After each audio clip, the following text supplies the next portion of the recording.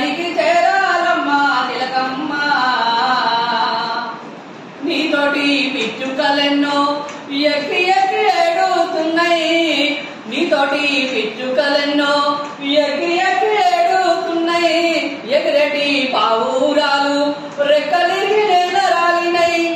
అందమైన నీలాంటోలే తిలకమ్మ పంజరాన చిక్కారమ్మ తిలకమ్మ అందమైన నీలాంటోలే తిలకమ్మ పంజరాన చిక్కారమ్మ తిలకమ్మ కూడు చేరుకోవాలమ్మా నీడ చేరుకోవాలమ్మా సుడిగాలులు ఎన్నో దాటి తిలకమ్మ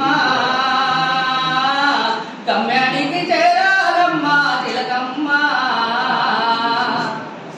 మండటి ఎండల్లోన విరబూసే మొక్కలు ఉన్నాయి మండటి ఎండల్లోన విరబూసే మొక్కలు ఉన్నాయి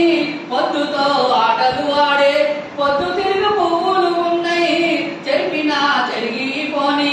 అడవి తల్లి గుర్తులు ఉన్నాయి పోరాడే శక్తే ఉంటే తిలకమ్మ కష్టాలు కలెక్కే రాదే తిలకమ్మ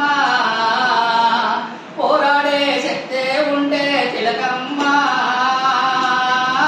కష్టాలు కలెక్కే రాదే తిలకమ్మ గబ్బిలం అనేది ఒకటి చరిత్ర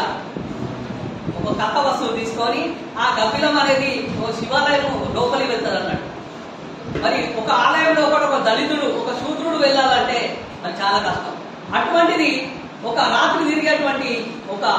ఆ జీవి ఆ ఆలయంలో వెళ్తే ఎంత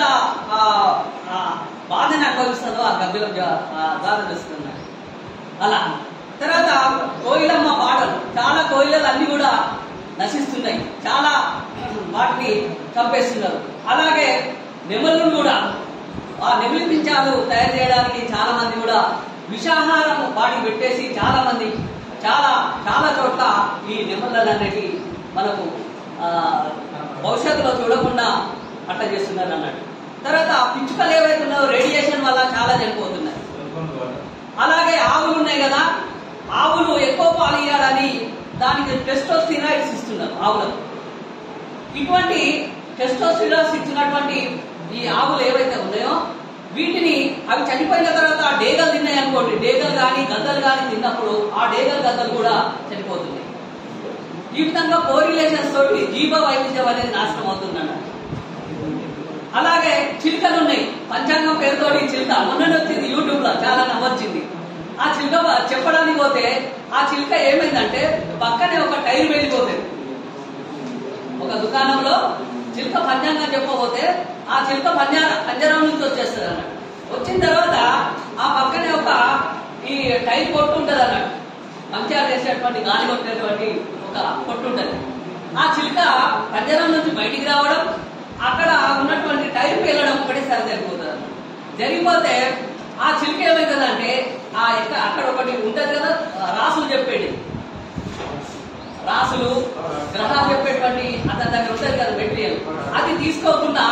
ఆ శబ్దానికి టైర్ వెళ్ళే శబ్దానికి అది వెంటనే వెళ్ళి అక్కడ వేరే ఆ చెట్టు మీద వాలిపోతుంది ఆ చిలుక మళ్ళీ ఈ జ్యోతిషం చెప్పేటువంటి వ్యక్తి ఎంతసేపటికి చిలుక రారా రారా రారా అంటే ఆ చిలుక రాలేదు ఇది లాస్ట్ పోలీస్ స్టేషన్ కూడా పోయింది